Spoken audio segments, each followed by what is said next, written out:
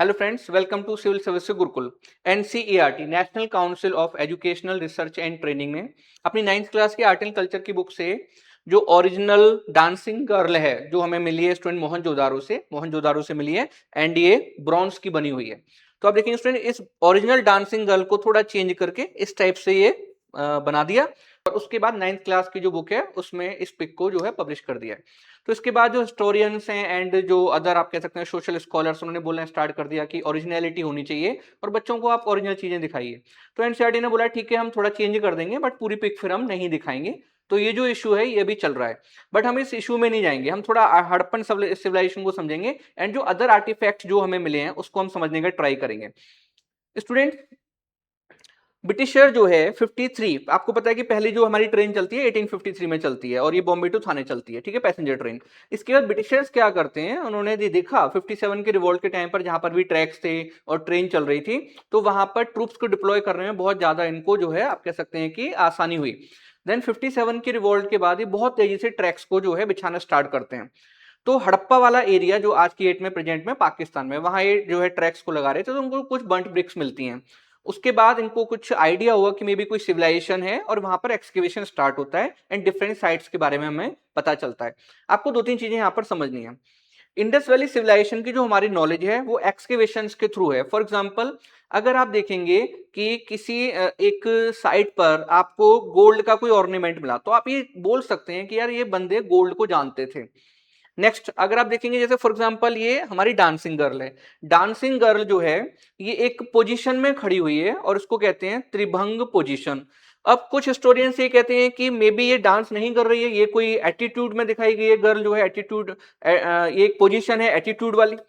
तो जो भी था बट इसको डांसिंग गर्ल ही बोला गया, डांसिंग गर्ल के नाम से फेमस है। अब ये ब्रॉन्ज की बनी हुई है एंड जो ब्रॉन्ज मेटल है ये बनता है कॉपर प्लस टिन को मिलाकर। दैट मीन्स हड़प्पन सिविलाइजेशन के जो लोग थे उनको कॉपर की भी नॉलेज थी, वो कॉपर मेटल को यूज करते थे एंड वो स्टूडेंट जो है टिन को भी यूज करते थे, दोनों को मिक्स करना भी जानते थे। अगर आप इस डांसिंग गर्ल को देखते हैं तो आपके माइंड में एक क्वेश्चन आएगा। क्वेश्चन ये है कि डांसिंग गर्ल को कैसे बनाया। तो इसको बनाने के लिए एक मेथड यूज होता है, इसको कहते हैं लॉस्ट वैक्स कास्टिंग।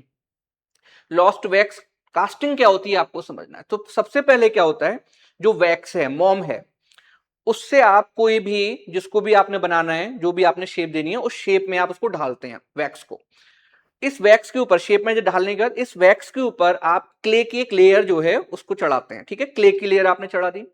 उसके बाद क्ले जो है वो क्या हो जाएगी, तो सूख जाएगी, ड्राई हो जाएगी। देन आप क्या करेंगे, ड्राई होने के बाद इसको जो है फायर के ऊपर लेकर जाएंगे जिससे जो अंदर का वैक्स है वो पिघल जाता है स्टूडेंट एंड एक सांचा तैयार हो जाता है, ठीक है।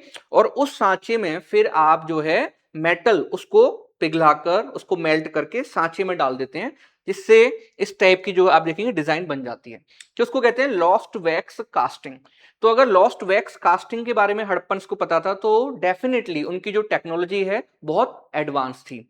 तो हड़प्पन्स के बारे में जो हमारी नॉलेज है स्टूडेंट वो है एक्सकेवेशंस के थ्रू, वहां पर जो हमें मेटल्स मिले हैं उसके थ्रू और जो सील्स मिली हैं उसके थ्रू। एक्सकेवेशंस के थ्रू हमें पता चला कि किस टाइप का उनके सिटीज होते थे, रोड्स किस टाइप से कट करती थी, बट हम उनकी स्क्रिप्ट को रीड नहीं कर पाए। अब मैं जब बच्चों को पढ़ाता हूँ क्लास में, देन एक प्रॉब्लम आती है, बच्चे नहीं समझ पाते what is the difference between language and script. Student, Harappans language use करते थे, यस करते थे, हमारे बहुत सारे बर्ड्स एनिमल्स ये भी लैंग्वेज को यूज करते हैं। फॉर एग्जाम्पल, अगर आप देखोगे कहीं पर मंकी की डेथ हो गई है तो उसके आसपास बहुत सारे मंकी जो है थोड़े टाइम में ही इकट्ठे हो जाते हैं। देन उन्होंने अपनी जो भी फीलिंग है उसको कम्युनिकेट किया, दूसरे मंकी तक पहुंचाया, तो उनकी एक कुछ भी है, मतलब उनके पास कम्युनिकेशन का एक मीडियम है। मे बी उन्होंने कोई लैंग्वेज यूज करी जो आप नहीं समझ पा रहे हो। इसी टाइप से आप देखें एलिफेंट, एलिफेंट की जो लैंग्वेज है वो आप नहीं समझ पाएंगे क्योंकि उनकी जो फ्रीक्वेंसी जिसमें वो बात करते हैं वो हम सुन ही नहीं सकते हैं। तो स्टूडेंट, इस टाइप से आप ये समझने का ट्राई करिए कि लैंग्वेज तो एनिमल्स की भी होती है, बट इश्यू आता है कि आपने लिखना कब स्टार्ट किया, आपने उस लैंग्वेज की प्रॉपर ग्रामर कब बनाई, उससे एक लैंग्वेज डेवलप होती है, ठीक है, लैंग्वेज है बट उसकी प्रॉपर ग्रामर आना, उसके बाद उसको लिखने का तरीका जो है वो आपने जो है उसको बनाया, ठीक है, तो उसके बाद एक लैंग्वेज मानी जाती है कि डेवलप्ड है। प्रेजेंट में आप देखेंगे बहुत सारी हमारी ट्राइब्स हैं वो लैंग्वेज यूज करती हैं बट उनको मे बी लिखना नहीं आता और वो रिटन डॉक्यूमेंट्स नहीं रखती हैं, ठीक है।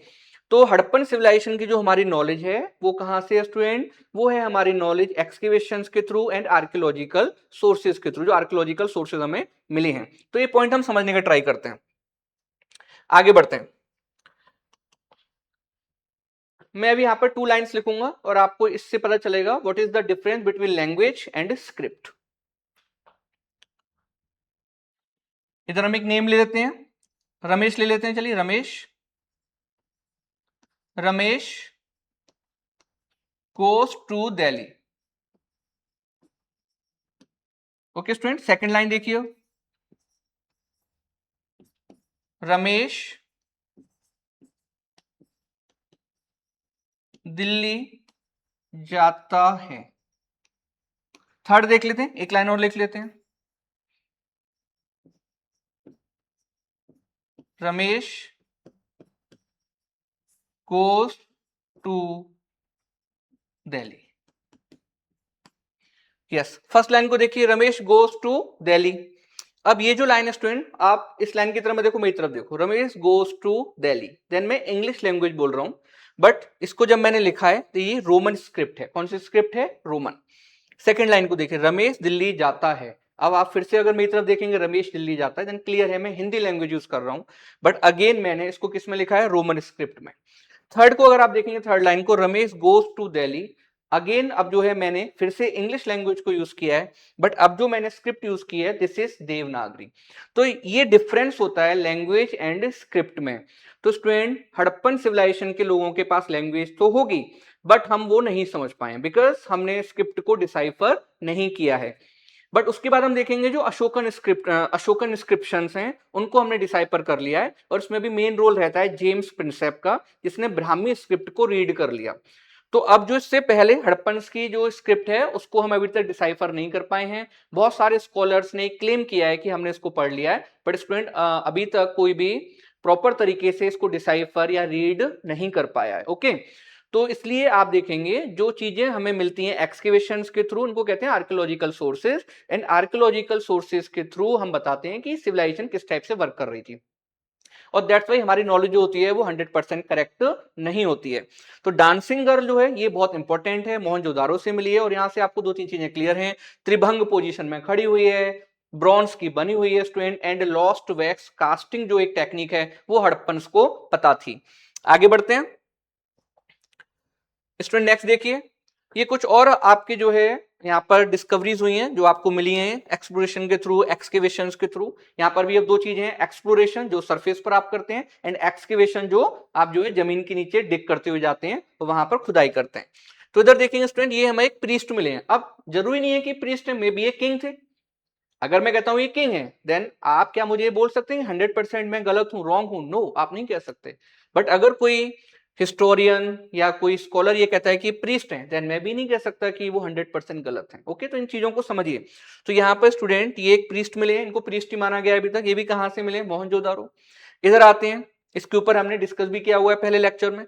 तो स्टूडेंट ये सील मिली है जिसको बोला गया प्रोटो शिवा सील, इस पर भी अभी कंट्रोवर्सी हुई थी। तो प्रोटो शिवा जो सील है ये भी हमें कहां से मिली? मोहनजोदारो। इधर आते हैं स्टूडेंट, ये एक टॉर्सो मिला है, ये कहां से मिला है? हड़प्पा से। तो आप देखेंगे टॉर्सो हड़प्पा से मिला है। इस टाइप से आप देखेंगे एक हमें डॉकयार्ड मिला है, लोथल से मिला है। तो इस बेस पर हम हिस्ट्री लिखने का ट्राई करते हैं। हमें जो मेटल्स मिलते हैं उस बेस पर हम हिस्ट्री लिखने का ट्राई करते हैं। हमें जो स्टूडेंट सील्स मिली हैं, उन सील्स पर जो एनिमल्स हैं उसके बेस पर हम ये बताते हैं कि ये जो एनिमल हैं ये सील पर हैं, दैट मींस हड़प्पन इसके बारे में जानते थे। अब जनरली आप देखेंगे हॉर्स नहीं मिला है, तो दैट्स वाई हमें कहते हैं कि मे बी हड़प्पन को हॉर्स की नॉलेज नहीं थी। तो ये बहुत सारे इश्यूज आते हैं उस पीरियड में जिस पीरियड में आपके पास रिटन डॉक्यूमेंट अवेलेबल नहीं है, या फिर आप उनको डिसाइफर ही नहीं कर पाए हैं। और इस पीरियड को जब आपके पास मे बी रिटन डॉक्यूमेंट है, स्क्रिप्ट है, बट आप डिसाइफर नहीं कर पाए हैं, इसको कहते हैं प्रोटो हिस्ट्री। और इससे पहले वाले पीरियड को जब आपके पास ना तो स्क्रिप्ट है और आपको कोई नॉलेज ही नहीं है लिखने की, देन उसको आप क्या बोलते हैं?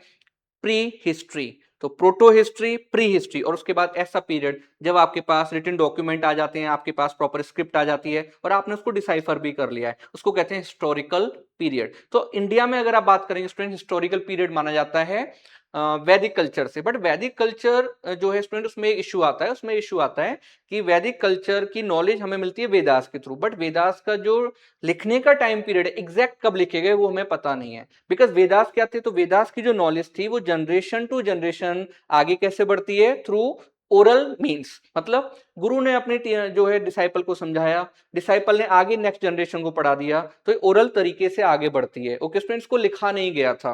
अब यहाँ पर भी आप देखिए तो कुछ कम्युनिस्ट राइटर्स आएंगे, वो कहेंगे कि मे बी आर्यंस को पता नहीं था लिखने का, उनको इतने मंत्र पता थे, उनको सारी चीजें पता थी, लिखने का पता नहीं था, स्क्रिप्ट नहीं थी, उनको जरूरत नहीं थी स्टूडेंट, उनको नीड नहीं थी, बिकॉज वो सारी चीजों को मेमोराइज कर लेते थे और उसके बाद वो अपने डिसाइपल को पढ़ाते थे, एंड ये नॉलेज आगे बढ़ती थी generation to generation. That's why आप देखेंगे इस नॉलेज को श्रुति भी बोला गया, सुनना, श्रुति एंड स्मृति, याद रखना। ठीक है, तो स्टूडेंट यहाँ पर आप देखेंगे हड़प्पन सिविलाइजेशन की आपकी नॉलेज कहाँ से है, एक्सकेवेशन के थ्रू, आर्कियोलॉजिकल सोर्सेज के थ्रू। यहाँ पर आपके पास जो स्क्रिप्ट है उसको आप डिसाइफर नहीं कर पाए हैं। तो ये जो डांसिंग गर्ल है ये बहुत इंपॉर्टेंट है, और यूपीएससी ने, आपने देखा ही होगा कि इस टाइप से कंट्रोवर्शियल टॉपिक को यूपीएससी पिक कर लेता है। ओके स्टूडेंट, तो ये चीजें आपको समझनी है। Thank you very much.